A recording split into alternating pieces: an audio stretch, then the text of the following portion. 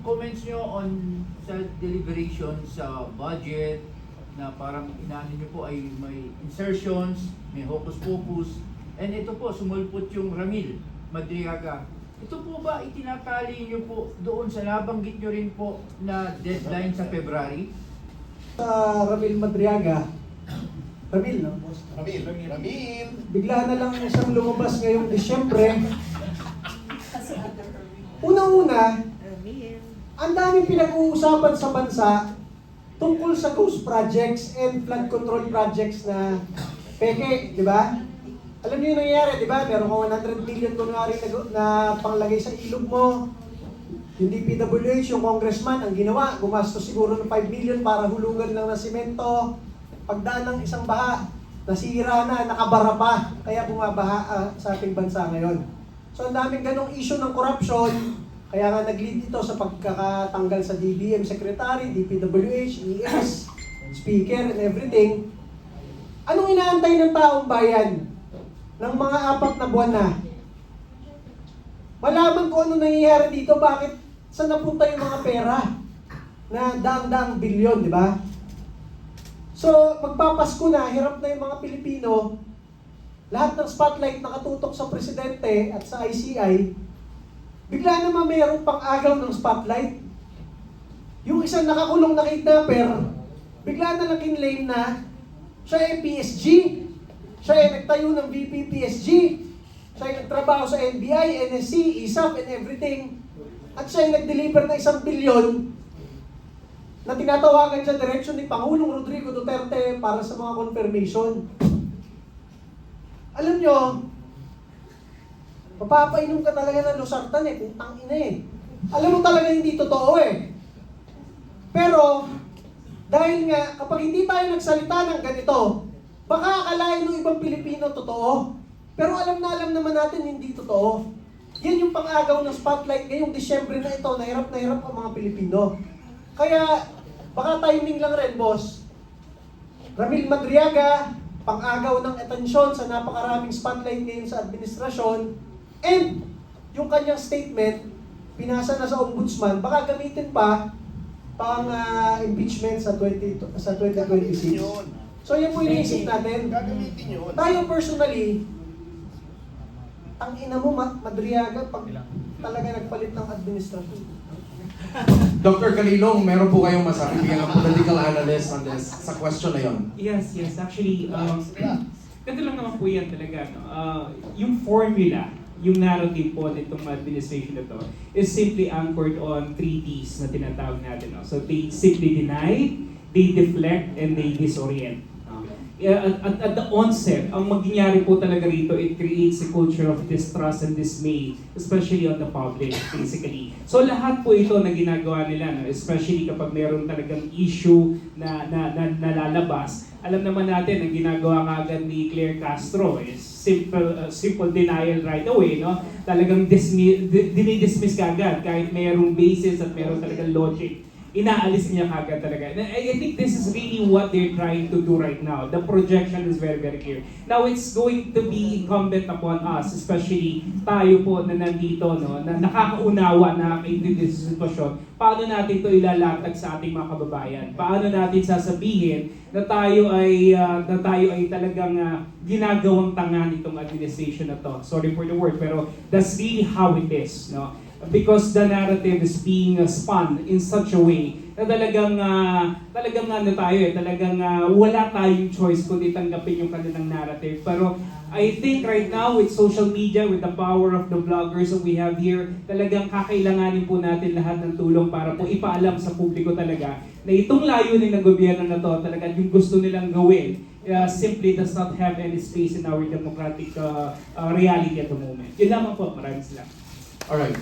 Yung sa akin, a little bit of sentiment to add to that, no? Ang nakikita ko dito yung propaganda movement. Kasi kung talagang concerned, for example, yung mga groups like sinasabi nila, pink, yellow, civil society, and all of that, bakit being part of those groups, pare, civil society, bakit mo itataon yung timing na iaangin mo yan kung talagang concerned ka about transparency in the budget and also in corruption? if it's not meant to actually shade what's really happening or to deviate people's attention. Tama? So yun yung iniisip ko ngayon, yung timing na ginagawa nila. Kasi kung talagang concerned ka for corruption, hindi dapat gusto mo lahat ng tao tumutok at magbantay. Tama? During the BICAM. Pero bakit mo itataon? Etong mga ganitong, etong mga ganitong kaso na sasabihin mo. Right? So parang nagpapakita lang na walang concern sa totoong issue talaga. And they're just casting kahit ano na lang mga issue na pwedeng pag-usapan ng tao instead of a lot of people 100% focusing on the budget process. Okay. So, Sir, Yeah. okay lang po. Go ahead. Other issue, okay lang po. Yes, sir. Kay Attorney Topacio po, being the... Huwag lang love life, ha? Opo, sir. Opo. Alam ko yan. Sir, being the deputy spokespo ng party, may update po ba regarding sa status ni Senator Bato? Kasi Senator Robin Hood ay sinabi, sa payo niya is huwag kang susuko sa banyaga. And how about the party, sir? Anong stand? And sabi ng DILG, alam nila kung nasaan si Senator Bato. May suporta rin po ba ang partido kay Senator Bato ngayon? Definitely. Senator De La Rosa is a ranking member of the PDP and he's one of the 3 senators. However, with respect to the legal recourses available to Senator De La Rosa, I think the best person who would be able to answer that would be his legal counsel, Attorney Israelito Torion. With respect to the pronouncements of Senator Padilla, I think we have to defer to his Chief of Staff, Attorney Philip Jurado. Pero kami po sa PDP, we condemn this latest efforts on the part of the government to neutralize another member of the opposition by again surrendering our sovereignty to a foreign entity. And the PDP is willing to extend all the assistance within its power to do in order to assist Senator De La Rosa with this problem. We are solidly behind Senator De La Rosa. Para sa amin po, isang malaking kalapastanganan sa soberanya at kasarinlan ng Pilipinas itong pinaggagawa ni Ombudsman Boying Rimulya na siya ang naglilik nitong ICC warrant. Alam nyo, nakakatawa itong si Rimulya, talagang double standard eh. Kapag may isang tao, katulad niyan, na si Madriaga, relax ka lang partner, alam ko umiinit yung ulo mo pagka na ano mo yung pangalan ni Madriaga. By the way, sinabi sa akin ni Yvette na talagang total na yung commitment ni Delima kay Madriaga. In fact, she was quoted to have said in effect that she has spread her wings to let him in. Diba sinabi niya, I'm taking him under my wing. Oh, diba?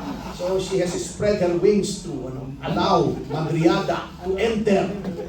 Her wings! Her wings! Anyway, alam nyo, Madriaga isang tao. Ine-entertain ng ombudsman. Etong kay Martin, sinabi noon ni Diskaya, sabi ni Saldico, yun daw pera ay para kay Martin. Although hearsay yun. Okay, granted, fine. Under oath naman yung statement. Okay. Corroboration number 1. Gutesa, under oath. Nagde-deliver po kami ng male-maleta na pera kay Martin Romualdez. Okay. Corroboration number 1. Corroboration number 2, from Saldico himself. Nagbibigay ako kay Martin at kay Pangulong Marcos. Male-maleta. Corroborated yung kay Gutesa at yung kay Diskaya. Sinong may kaso ngayon? Isa lang, si Saldico. Oh, anong klase yan? Di ba? Anong klaseng ombudsman yan? Alam naman natin kasi that ombudsman owes his being ombudsman to the president na lahat ng batas ay pinilipit para lang siya ay maluklok dyan. So, what do we expect from the ombudsman? So, yan ang nagiging problema po natin dyan eh. Lahat ng institutions natin, kinokorap, pinanghihimasukan ng Pangulo. How? Yung last bastion, yung huling sumbungan ng bayan ombudsman, nilagay pa niya, let's not mince any words, nilagay pa niya tuta niya. Kalukuhan. Kung may naniniwala sa inyo nang sinabi ni Boying na ngayon appointed na siya, he will do what is right, meron pong tulay malapit sa Malacanang, bebenta ko sa inyo. Mura lang po kung naniniwala kayo ron. Number 2, yung legislature, kino-op na niya. Unang-una, ginawa niyang speaker yung pinsan niya. Ginawa niyang majority, deputy ba? Speaker. Yung anak niya. Plus, inuutusan niya na mag-insert. One prerogative ng legislature yun. Pati judiciary, pinanghihimasukan na niya. Can you imagine? The ombudsman and the president being one in saying, bago magpasko, may makukulong na. Mr. President, Mr. Ombudsman, hindi po kayo nag-i-issue ng warrant eh. Hukuman po eh.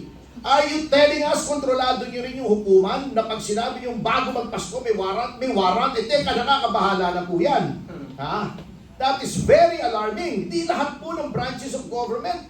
Ha? Inyo ng executive, Mr. Marcos, inyo pa ang legislature, inyo pa rin ang judiciary. Bata mo pa rin na nasa ombudsman. Oh. Appointee mo pa rin na nasa ICI. Wala na po kaming pagtutubuhan.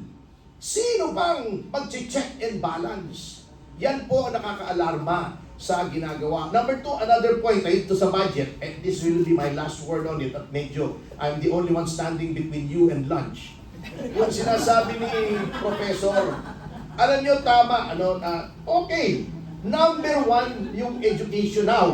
Ha? For the first time, pumasok sa standard. Ngunit tingnan nyo mabuti ha, tingnan nyo mabuti. Kasi niloloko po tayo. Last budget, alam nyo yung pagkasniki nitong gobyerno nito. Para palabasin lamang na kunyari, last budget, ang pinakamalaki ay edukasyon, hindi yung public works.